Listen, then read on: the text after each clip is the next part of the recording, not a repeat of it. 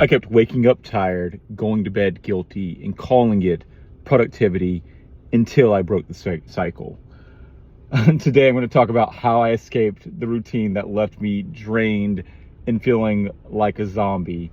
We got part one, part two, part three, a little bit of squigglies, a little bit of yes over here, and a little bit of, looks like a gel over here. So we can kind of get you up from being sad to all the way up here. Let's go ahead and dive right in. Okay, so part one is chaos.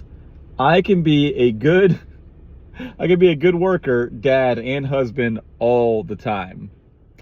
For a very long time, I believed that was the case. I thought that all my time, I'll just give you a story. Because of the pleaser in me, I always wanted to be kind and nice to everyone and say, yeah, I got you. And when I had kids and when I had a wife, got a wife, like same thing. And so what I would do is I'd have like this block of time, like this is my whole 24-hour block of time. We'll call this 24 hours. See that? 24 hours. And I would sleep, right? Sleep. And then all of this time, fill it in, was filled with yes to everything, to all the things, all things. And what I mean by that is, like, I'd go to sleep, I'd wake up, I was supposed to be, at work, or I wanted to make a film, but all the demands of the house or work would all just kind of come into here, every which way, just all together. And I remember very specifically getting super motivated for the day. Like, okay, let's go. I'm good. I'm about to crush. I'm about to crush. And then, in this little thing, let's just say it's a full day of just like everything's going to be great. It's all going to be great, guys. Full day of great. Shoop. I'd get that first. We're going to use orange for not so great. I'd get that first kind of request from like the kids. Hey, Dad, can you do X? Can you do Y? And I'd say, yes, of course. And then the wife would say, hey, Will, can you do Z and A and B? And I'd say, yes. And then work would say, hey, Will, can you do C, D, F? And I'd say, yeah, sure can. And it would just all fill up with all this nonsense all over the place. But the crazy part is it wouldn't be in this order. It wouldn't be like the kids and the wife all said the same thing. It would just stack. So you'd have all these little things, this never-ending to-do. And my stuff, the stuff that I actually wanted to do, the brain stuff, like it would be left down here right at the bottom. And I'd be tired,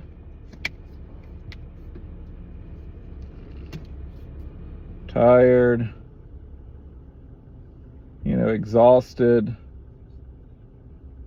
whatever, you get the point. And then we'd wake up, we'd go to sleep, do it again. And that wasn't a vibe. Oh, I forgot that we're using iPhone right now versus my camera. So we got a little bit of a, we could actually come in here and make it visually, like you can see it better. Okay, cool. Duly noted. We got the big ass steering wheel right here though. So that's a thing. So you may be asking, Will, how did we fix this equation? What was the thing? So we come back to our spot over here. So I was trying to be a really good dad. Does it focus? Is it good? There we go. I was trying to be a really good dad, you know, husband, all the things all at once. And that's a terrible way to, or it's a great way to ruin your life. Okay. Great way. Highly advised. So instead of the chaos, we implemented time blocking. Okay. I was turned off from time blocking for a very long time. See that? Let's see if I wonder if I put the phone over here. I'm going to try to get us a little bit closer so we're out of the way of the steering wheel. Bear with me. May not work. Might not work.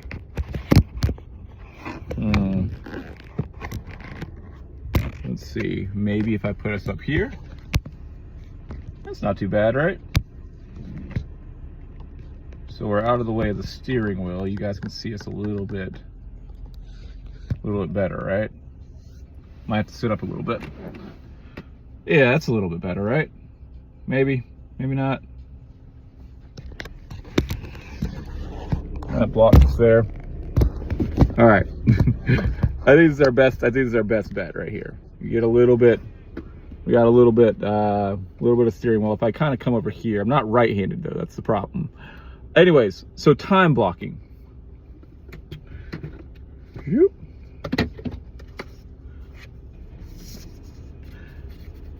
I wasn't a big fan of like adding everything to my calendar, maybe because it just never felt like it worked, or because I don't know, because everything seemed to blow up in my face. And so it always just felt like I'd make all these plans and plan out the perfect calendar, and then it would just not work. So I think that just kind of frustrated me. But in part 3, we'll talk a bit about how to make that stuff not blow up in your face a little bit. But anyways, we started doing time blocking. Okay. And what that meant was this. Black marker. In our 24 hours, okay? And we'll try to actually do this as close to what my 24 hours looks like right now. 24 hours. Okay. You got sleep. Okay, I'm just going to kind of put sleep here. It's probably more than that, but this is like sleep. Let me try to make this as even as possible, right? You got 12 hours and 12 hours. So this would be like middle of day. This would be 12 a.m., 12 p.m. And then this would be, you know, back to 12 a.m. down here. Okay, so this would be 6 a.m., okay? 6 a.m. And if half of that would be 6 p.m. Okay, cool. I think that's enough for us to be able to understand roughly-ish time that's going on. Okay, so at first, of course, start out, we need our sleep. Sleep's filled in, non-negotiable, highly recommend. Don't mess that up. I then would put in, this is roughly, because this might be like 4, but right here, this might be gym. Then this might be record video. Then right here, and this is close to what it is, like take kids to school. We're getting a little too close to 12 p.m., but we have kids to school.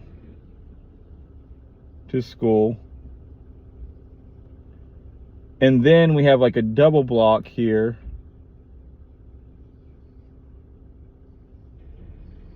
That is for Q1 task and also just regular work. Then after all this, this is not completely accurate. I can tell you, we're not completely accurate on the 6 p.m., 12 p.m. time. Just kind of bear with me. Then after that, we have a big block of dad time.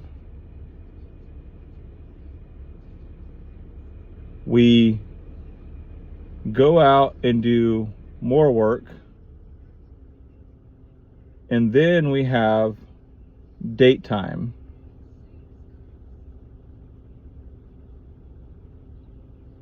Okay, this is like wife. Not completely accurate, but notice how everything has its own place, right? Before, what would happen is you,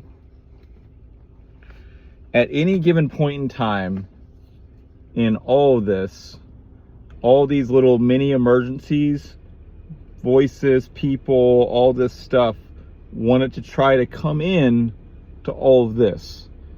And when you time block, you're saying, okay, I'm going to be very intentional about my time here. When I'm at the gym, I'm going to focus and I'm going to show up. When I'm recording, when I'm trying to record a video here, I'm not trying to like text the kids or wife or whatever. I'm like trying to show up for you guys.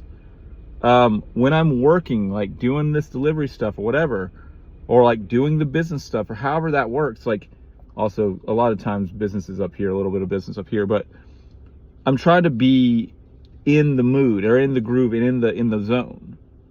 Q1 is all about also handling emergencies, which I'll talk about in a minute. But notice how we're not really doing anything specifically like until like with other people, until it's like we got dad time right here. And when it's dad time, we're hanging out and I'm going to be focused. I'm going to be present. I want to show up. And then when it's date time, again, same thing. But that doesn't get all of my day. And if it got all of my day, I wouldn't be able to work. I wouldn't be able to actually do the things that make me, like, allow me to live. You know, that's time freedom. Allowing other people to take all of your time, that is not okay. Like, that is all you really have is your time.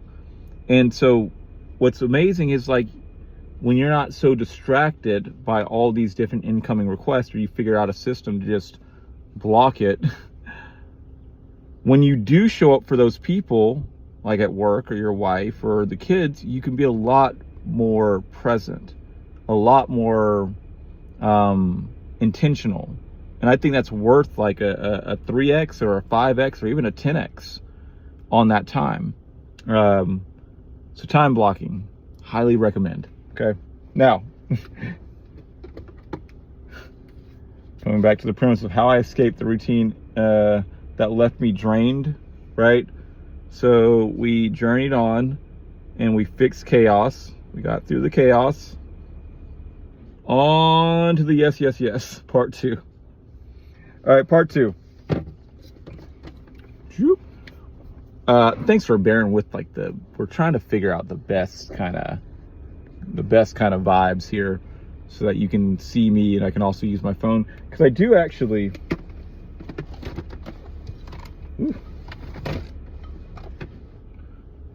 have a camera, you know, that I could use, but I like the idea of it all just being right here on the phone. And that way I don't have to take out the memory card. I don't have to worry about the battery dying. It's just all right there. I don't have to worry about the export, import. So we're trying to see if we can do this. It's be great. All right. Part 2, and I've struggled with this all of my life, is being a yes man. Childhood outcast, adult kiss ass. Yeah, pretty much. Just story time for a second.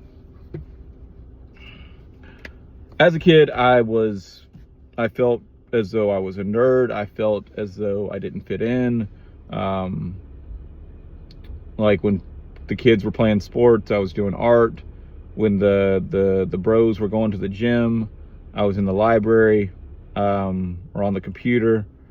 I didn't feel powerful as a man, and I think that's really important. As we have our sons and stuff like that, helping encourage them and teach them what manhood's about, and being able to be strong and just feel like have power in yourself. But I didn't have any of that. And so what actually came of that is I found a mechanism at some point in time where, like, being ultra nice and ultra kind seemed to get me the things that I needed or wanted, or the affirmations that I was searching for. And so I became very much a people pleaser, even to this day. Even to this day, I can just like a fucking switch. It's a bad snap.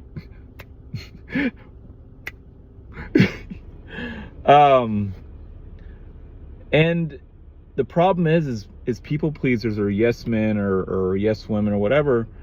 They'll say yes to all the things and hype it up and make you feel good about it. But at the same time, a lot of times they are over promising, and still to this day struggle with like the being super excited, super motivated about something, and then later on being like, ugh, why did I agree to that? Why did I do that?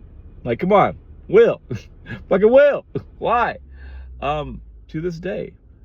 And that would get me in so much trouble with like this time, because you may have your time blocking down, but right, if you say yes to some other obligation, let's take out work for whatever reason, and all of a sudden you said yes to this thing, and then you also said yes to this thing, and then you said, oh, I don't need to go to the gym, but yes to this other thing, and then, oh, worse, oh, date night's not there, yes to something else. Like, you fill your calendars up with all these yeses that don't fucking matter, that are there to maybe make you feel good in the moment or when you did it, but now that it's scheduled, now that it's blocked in there, you're like, fuck, that's getting in the way of my time with my wife. That's getting in the way with my, like, dad time with my kids. Now I can't spend time with my kids because I said yes to this other thing. And that sucks. I've done that way too many times. Way too many times. Or even worse, like we said, you're not even time blocking. You have no clue where your time is actually going, and you think you have time, but you don't. And then you say yes, yes, yes. And then the yes actually takes over all these other obligations, which is kind of what's happening here too. All right, how to fix that? How to stop being a yes man. I think this is just more. So instead of being a yes man, realize, like, if you really realize this, I'm going to say, we're pretty much just being, I don't even want to say the word no. It's not even no. It's realizing hard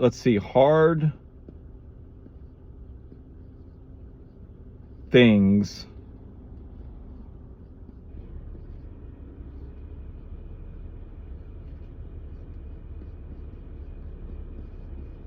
take time? I think so. Okay. So if you look at your block of, like, if you look at your actual day-to-day, okay, some people, I'm going to give like maybe 3 different types of blocks of time. Okay. Let's erase this real quick.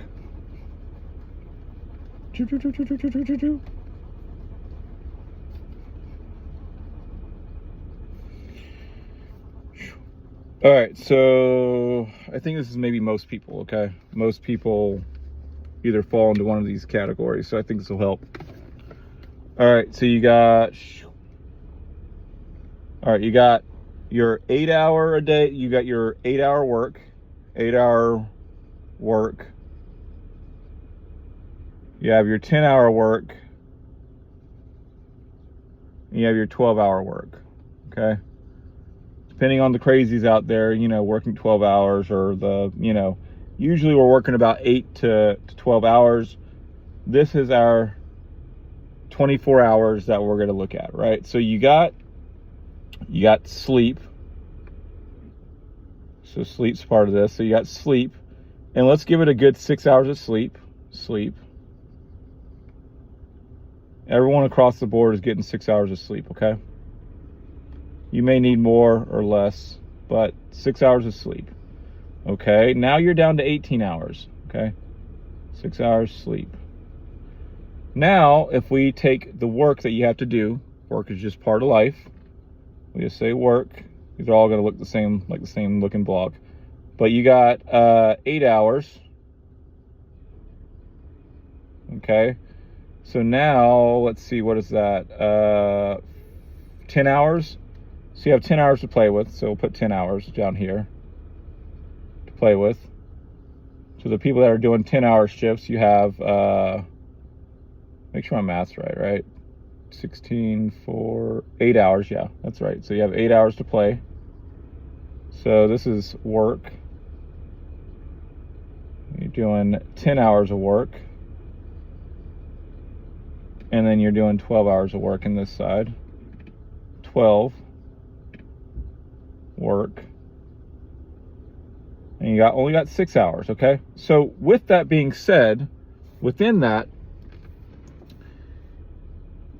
all that time, you have to fit these probably 4-ish important things in your life. You've got probably your kids. You got your spouse. I'm just going to say spouse. You have you have like health. Some people like this gym might not matter here, but health. You have what's next. Okay. And personal development. So like your personal shit that you like to do, entertainment, all that stuff. Within that 10 hours, you have to fit all this stuff. Now here, you're not looking too crazy, right? 8 hours. Let's say you give 2 hours to the kids. Let's see, we got 1, 2, 3, 4, 5, 6 here. Let's say we give 2 hours to the kids, 2 hours to the wife. We give 1 hour to the health. We give 2 hours to what's next, building the next thing that you're working on. Let's give, and then we give 1 hour to personal development. Cool, not too bad. Again, we're going to get somewhere. When we're working 10-hour days, that means we have 8 hours to play with. So we still need to give the kids probably 2 hours. You may even say, kids, I'm going to give you 3, and spouse, gets, let's just in this 8-hour situation, they say 2 hours for the kids, 1 hour for the wife, 1 hour to go to the gym. You need enough time to do what's next. So let's just say either 1 or 2 hours. So we got 2, we got 4, 6. Do we get health already? 2, 2. So we got 10 hours here? 2, 2, 2. Oh, we're missing some hours. We got some time. I messed up 10 hours. There's only 8. We can give, let's just say what we're working on, 3, and let's give ourselves 2 hours right here. Not too bad. I like that. And some might trade out, something else for like friends or whatever. Cool. Same here. We got 10 hours to work with. 2 for the kids, 1 for the wife, 1 for health, 2 for what's next. What is that? And then 2 for yourself. And then 6 hours, even crazier, right? You got 2 hours for the kids, 1 hour for the wife, 1 hour for health, 1 hour for what's next, and 1 hour for self-development, okay? I say all of that to say, when you are a yes man or a yes woman, you start adding in all these yeses. And if we look at our regular block of time. Like in anybody's regular day, they have hard things that they need, that require time. Being a good father is hard, like giving it the time and space that it needs. So taking care of your kids. Being a good husband requires time. It requires your energy, your health, going to the gym, looking good, working out. Again, you don't have to do that. That's just personally what I do. It requires dedication. Working on what is next, okay? What your job right here, the 8-hour job, the 10-hour job, the 12-hour job, a lot of times, you're stuck in a low leverage opportunity. And if you continue to stay in that opportunity, that's fine. But then you'll always be in that opportunity or at risk of losing that opportunity if you're also not focusing on how, like, what's the next leverage? What's the next opportunity? Again, don't got to be that, but business-minded people here. Personal development. We give all of our time away, and so many people say zero here. They don't give themselves any time for the rest of for the whole day. You know, I might be at 1 right now. I am, let's see, I don't do 8-hour days. I typically do 10 or 12-hour days, so I'm kind of sitting here. But in all of that, where do you have time to say yes to anything else? Because if you say yes to anything else, it means you're taking away from your kids or your spouse or your health or what's next or personal development. I'm not saying that you can't have off days or half days or anything like that, but being very intentional about, like, what's important in my life. And so many people say, work on saying no, say no, say no, say no. It's so much more simpler than that. There's like, if you look at the actual calendar, you have to sleep, you have to work, and then there's 6 to 10 hours that you have to do other things. So if you want to say yes to other obligations or friends or whatever it is that you're doing, and that's important to you, do that. But know that it's taking from other things as well, or change the allocations. That way you feel good about it and you're being intentional versus other people just demanding your time. Okay, we're gonna move on to part 3. Part 3. All right, look, whoa, hey there. We got past saying yes to fucking everything, my God, and now we're in the entrepreneur, the self prison. The entrepreneur prison, my God, the jail that I put myself in all the time is real. It's crazy. Absolutely crazy. You know, entrepreneur trap. Very quickly, this one is so easy to get into. I'll tell you why. When you are self-employed, there is always more things to do.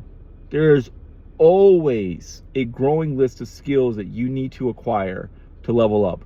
There are different departments. There are literally, there's so many different departments that you wear the hat on that you just, like, for you to be able to succeed at business, like, you have to do. Now, if you are not an entrepreneur, that's just fine.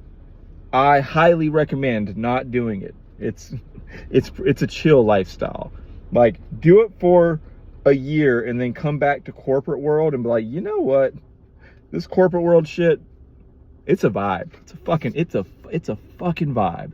It's like they pay you.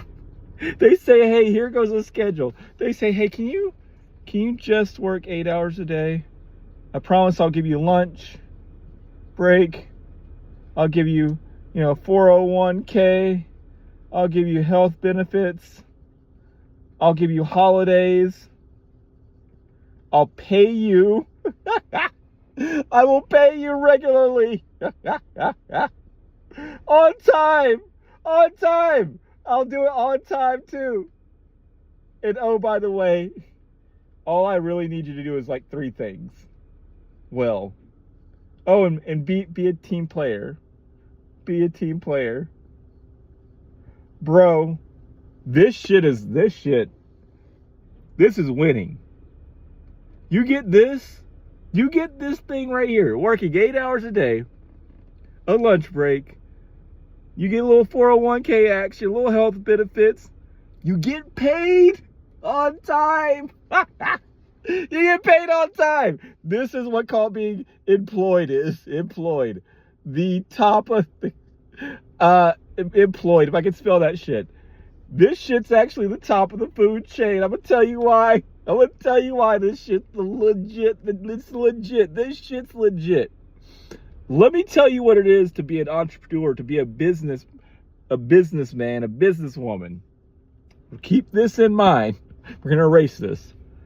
Let me tell you what it is to be self-employed or be an entrepreneur. Woo! Good shit. Let me erase our 8 hours. Hold on. We can keep this. We can keep most of this here. All right. Okay, we're gonna put self-employed.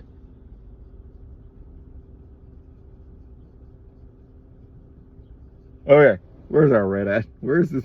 Orange is our red. Yeah.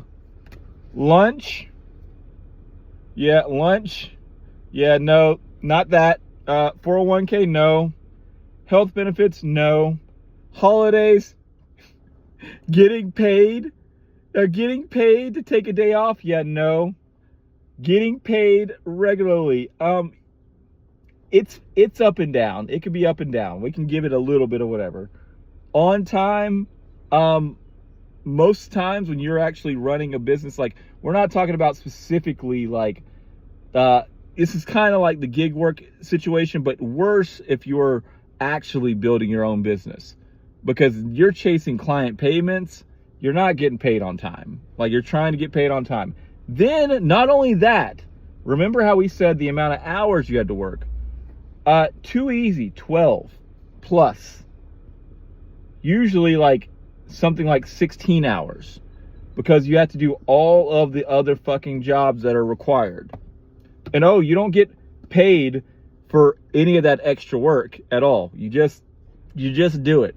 And we talked about days off, holidays. That doesn't work. That doesn't happen. And then like friends, like hanging out with teammates early in the beginnings. No, not really. It's you trying to figure it out. And then the uncertainty, the risk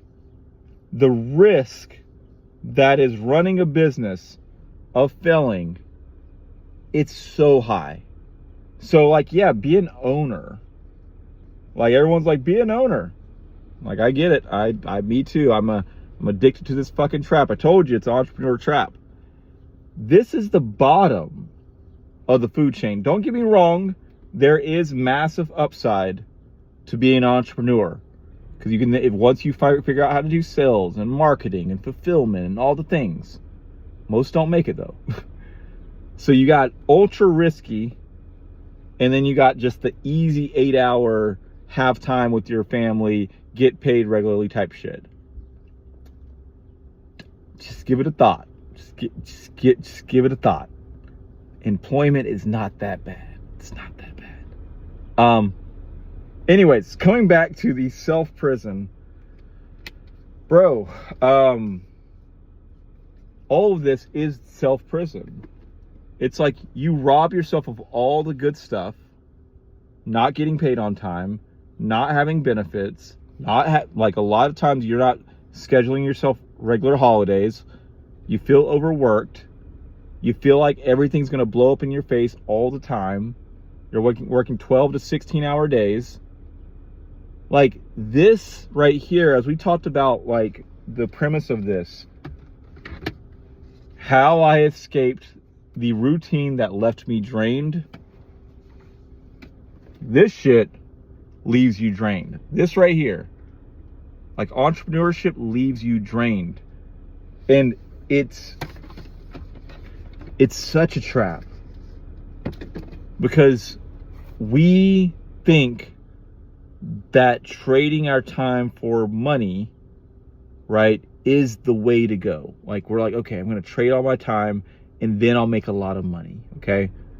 But the thing is like, The next level up is actually trading money for time.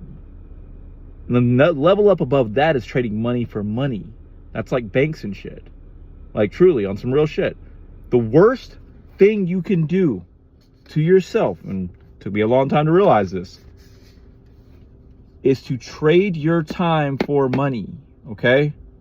Now, we all do a bit of this, right? That 8-hour corporate job, you are trading your time.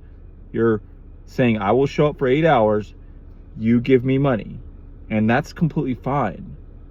But like as little as possible that you can do that, as soon as you can switch from, I have a little bit of money that I can then pay other people to do things on my behalf, do that.